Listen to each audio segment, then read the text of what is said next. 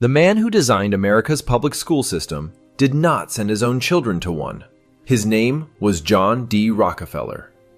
In 1917, when his grandchildren reached school age, he did not enroll them in the public schools his money had funded.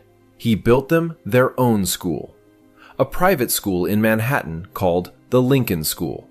Small classes, real teachers, children allowed to think. The document explaining why has been sitting in public view since 1913. It names what kind of person American schools were funded to produce, and what kind of person they were funded to prevent. Almost nobody has read it. 1906. An office paid for by Standard Oil. A former Baptist preacher named Frederick T. Gates, Rockefeller's right-hand man, picks up a pen, and he writes one sentence that will decide what every American child is allowed to become for the next 100 years. Here is that sentence. In our dreams, we have limitless resources, and the people yield themselves with perfect docility to our molding hand. Read it slowly. He is not done. We shall not try to make these people or any of their children into philosophers or men of learning or of science. We are not to raise up among them authors, orators, poets, or men of letters. We shall not search for embryo great artists, painters, musicians, nor will we cherish even the humbler ambition to raise up from among them lawyers, doctors, preachers, statesmen, of whom we now have ample supply. He wrote that about children, American children, the grandchildren of the men who had just fought a civil war to free their country from being owned. Gates's employer, John D. Rockefeller, was about to fund the construction of 912 public high schools across 11 American states. This was the founding philosophy, published in a pamphlet called The Country School of Tomorrow, shelved in the Library of Congress, where it still sits today. Almost nobody read it. Some historians will tell you Gates was only writing about rural kids. Read the sentence again. He said, "These people or any of their children." The memo meant what it said. Now the numbers. The General Education Board, the organization Gates ran on Rockefeller's behalf, was founded in 1902. Chartered by the United States Congress on January 12, 1903. Over 60 years, it would distribute $325 million into American education. Adjusted for today, roughly $28 billion. Between 1896 and 1920, the Rockefeller and Carnegie Foundations together spent more money building the American compulsory school system than the United States federal government did. Read that again. Two private foundations, funded by an oil monopoly and a steel monopoly, outspent the United States government on the education of its own children for 24 straight years. That is not philanthropy. That is engineering. Two men with more money than their democracy built the classrooms their democracy would learn inside. And the teachers knew. Before most Americans had ever heard of Frederick Gates, the teachers knew. 1915. The National Education Association, the teachers' union itself, passed a formal resolution, on the record, in public. You can find it today in the 1915 NEA proceedings. The resolution reads, in part, "We view with alarm the activity of the Carnegie and Rockefeller Foundations, agencies not in any way responsible to the people, in their efforts to control the policies of our state educational institutions." That is teachers, telling the country that two private foundations were quietly controlling state education policy. 110 years ago. And nobody listened. 2 years later, it got worse. In 1917, Senator Chamberlain of Oregon rose in the United States Senate and warned the country directly. In 2 generations, they can change the minds of the people to make them conform to the cult of Rockefeller or the cult of Carnegie, rather than the fundamental principles of American democracy. A sitting senator, naming Rockefeller by name, naming Carnegie by name, saying out loud that 2 generations was all the system needed. That was 1917. Count the generations since. 36 years later, Congress finally investigated. The Reese Committee of the House of Representatives concluded the foundations had financed practices incompatible with the fundamental concepts of our Constitution. Public record, congressional finding, nobody acted on it. A teachers' union, a senator, A congressional committee. This is not an accident. This was the design. And here is where it gets worse. Rockefeller and Gates did not even invent this cage. They imported it. Your grandson's school was not designed in America. It was designed 200 years ago in a foreign empire to solve a problem that had nothing to do with American children. The country was Prussia.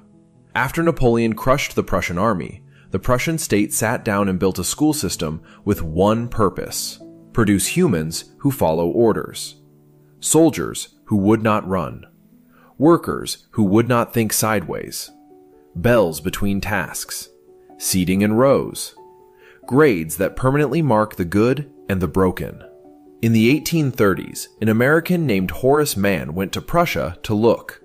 He came back to Massachusetts and built what he had seen. Every bell your grandson hears today. Every row he sits in. Every grade that follows him into adulthood. That is a Prussian barracks, built to manage soldiers, rented to American children. And in 1918, a Harvard professor named Alexander Inglis wrote the instruction manual, a book called Principles of Secondary Education. 3 clinical words for what school was for: obedience, conformity, rank. Harvard named a lecture series after him. They still hold it every year. The blueprint was public. The funding was public. The goals were published in plain English for anyone willing to look. And the same year Inglis's book came off the press, 1,000 miles south of Harvard Yard, an immigrant salesman in Queens was holding a newborn boy in his arms and was about to refuse every single word of it. Richard Feynman was born on May 11, 1918 in Manhattan. His father was Melville Feynman, a uniform salesman who had emigrated from Minsk at the age of 5. Melville had wanted to be a doctor. His family couldn't afford medical school, so he built one at his kitchen table, and his son was the only student. Melville never read Gates's memo. He did not know what the General Education Board was. He did not know that a Harvard professor had just written a book on how to make his son obey. And that was the only reason Richard escaped. Gates had finished the memo 12 years before Richard was born. Melville had 12 years to unknowingly prepare to break it. Here is what Melville did differently. Gates had written, this is Gates's own line from the memo, that the goal was to teach children to do in a perfect way the things their fathers and mothers are doing in an imperfect way. Repeat your parents' small life, efficiently, no philosophy, no science, no questioning. Melville did the opposite. He told his son to forget what his parents might have done imperfectly. Look at the world directly. Ask what it actually is. Never mind the names. There is a story Feynman retold many times in his own writing. He and his father were in the Catskills. Another boy pointed at a bird and asked Richard what kind of bird it was. Richard didn't know. The boy sneered. Your father doesn't teach you anything. Richard told Melville what the boy had said. Melville listened. Then he said something like this. See that bird? It has a different name in every language. When you have learned every one of those names, you will still know absolutely nothing about the bird. You will only know something about people, what they call the bird. Now let's look at the bird. One sentence, and it's the whole point of this video. Frederick Gates wanted children trained to repeat the names their parents used. Melville Feynman taught his son that names were the enemy of understanding. Gates wanted a nation that could recite. Melville raised a boy who could see. And because Melville sold uniforms for a living, he understood something about authority most people never learn. The uniform is cloth. The man inside is a man. A police badge does not make the officer right. A professor's title does not make the professor's knowledge real. The cloth is cloth. His father had told him. The school system was about to test every single one of those lessons. Public School 39 in Far Rockaway, Queens, Richard's grammar school. Years later, he described it in exactly 3 words: an intellectual desert. 3 of his classmates at Far Rockaway High School would eventually win the Nobel Prize. Feynman, Burton Richter, Baruch Blumberg. 1 public high school in Queens, 3 Nobel laureates. The school did not know. No one ever told them. The system had no mechanism for noticing. In high school, Richard was given an IQ test. His score was 125. His biographer, James Glick, called that number, in the book Genius, merely respectable. Decades later, when the Mensa Society invited Feynman to join, he declined. He told them his IQ was too low. That number matters. The system had a ruler. It measured a mind that would later win the Nobel Prize. And it said, average, respectable, nothing special.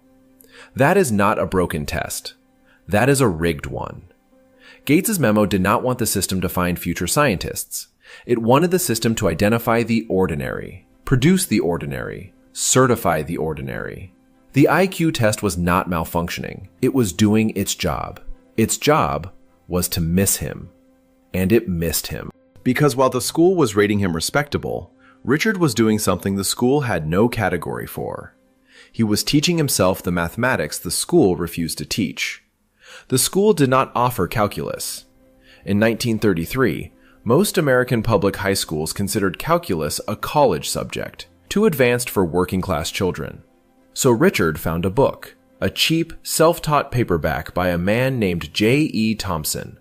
The title alone is the story, Calculus for the Practical Man. Read that title again, Calculus for the Practical Man. The book existed because the school system had decided calculus was not for practical men, not for the working families Gates's memo had called a grateful and responsive rural folk. Thomson quietly published a book that told the practical men they had been lied to. Calculus was not beyond them. They just had to read. Richard read. He copied every page by hand into a notebook. That notebook still exists. Scans are in the American Institute of Physics archive. You can look at them today. Remember what the system had just told him. Respectable. Average. Move on. He was also rebuilding the math. When the standard mathematical symbols for sine and cosine confused him on the page, they looked too much like regular letters. They slowed his thinking down.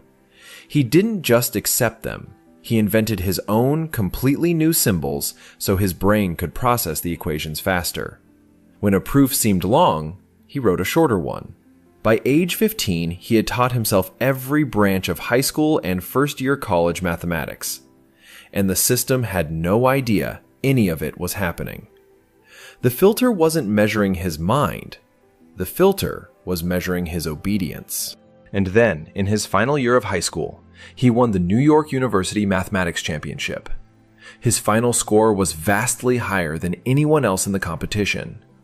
The judges could not understand how he was doing the problem so fast. He applied to Columbia University. Columbia had a Jewish quota. It was full. They rejected him. Think about what that rejection means in the full context of this story. Columbia Teachers College was one of the most heavily Rockefeller-funded institutions in the country. The General Education Board had poured money into Columbia for 2 decades. The architecture Gates had funded reached from grammar schools up to universities. The filters were layered, each one narrower than the last. IQ tests, report cards, college admissions, quotas. The machine applied every filter it had to Richard Feynman. IQ test, respectable, move on. High school, average, move on. Nobel Prize level intelligence in a building that produced 3 Nobel laureates and noticed none of them. Then Columbia, the crown of the GEB-funded system, dropped him out. And none of it worked, because the one filter the system had never thought to install was at the dinner table in Far Rockaway, where a uniform salesman named Melville was teaching his son that names are not knowledge, that uniforms are just cloth, that the right way to look at a bird is to look at the bird. Feynman went to MIT, to Princeton, to the Nobel Prize. And here is the final irony. The same Rockefeller-funded universities that had tried to filter him out would need him, desperately, when the country had to survive the Second World War. The system built to produce obedient workers discovered, in 1942, that obedient workers could not build an atomic bomb. It quietly borrowed back the one escapee it had nearly caught. Go back to 1906.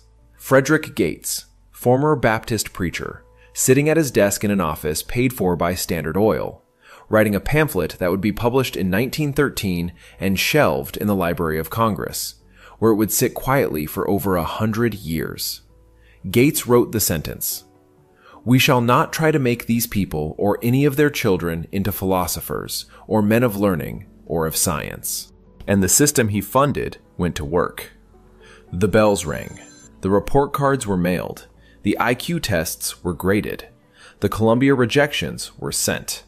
120 years of American children were sorted, ranked, labeled, and handed certificates that said, average, respectable, move on. You have sat in a meeting where the loudest voice with the right credential beat the engineer who actually understood the problem. You have watched a promotion go to someone who could recite the right words and explain none of them. That meeting is not a modern dysfunction. Gates wrote the memo for that meeting 119 years ago, and the meeting is still doing exactly what his memo was funded to do. Here is the one thing Melville gave Richard that nobody can take from you. The next time a credential beats a thinker, remember what the thinker had that the credential didn't. Look at the bird, not the name, the bird. Feynman escaped for one reason, the only reason. His immigrant father was too busy selling uniforms to read the memo. Melville did not know he was supposed to train his son in obedience, so he taught him to look at the bird instead. The document sat on the shelf the whole time. Anyone could have read it. One immigrant salesman in Queens, who never touched it, raised the only man who proved it wrong.